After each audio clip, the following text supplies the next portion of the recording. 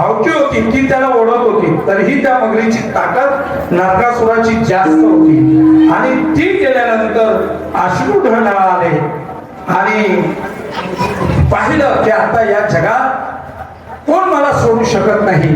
आणि मग पशु आहे काय करणार विचार केला. पण कोण होता पशु? हत्तीला बुद्धी आहे. नंतर गणपती बाप्पाचा तर त्यामुळे त्याला असं वाटलं की समोर कमळाचा फुल आहे आणि ते सोंडेने उचललं आणि भिरकावलं आणि भिरकावताना त्यांनी आज तो आवाज दिला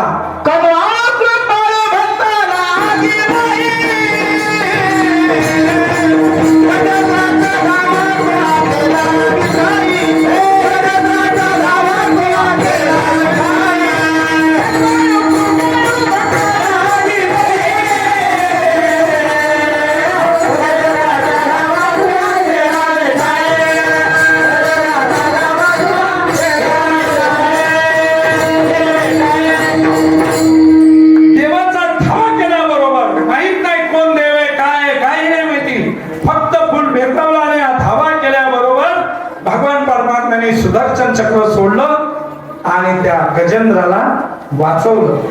इतकंच काय आरतामध्ये द्रौपदी 5 पांडव अख्खं ब्रह्मांड पालथं घालेल एवढी ताकद, ब्रह्मांडाला पालथं घालण्याची ताकद सभेमध्ये आणली.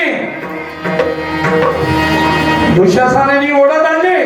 दुर्योधनाने सांगितलं पदराला हार घातलाय. भीष्माचार्य बसले, कृपाचार्य, द्रोणाचार्य कोणी काही बोलत नाही. सगळ्यांच्या मनाखाली पाहिलं सगळ्यांकडे. अरे माझे नवरे सोडून द्या, भीष्माचार्य आज या गादीचे महान आहेत. काही उपयोग नाही. आणि मग तिला कळलं आणि मग धावा केला.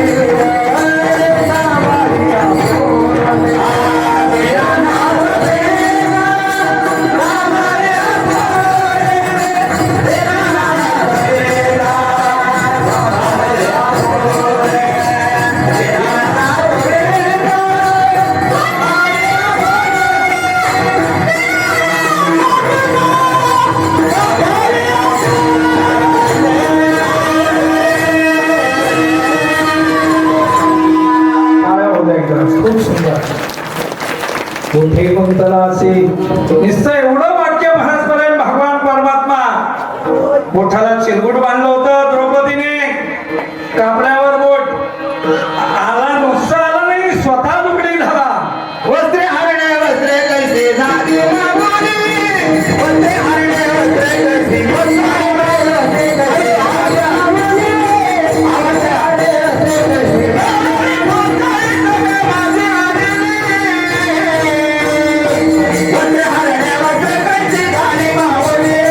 What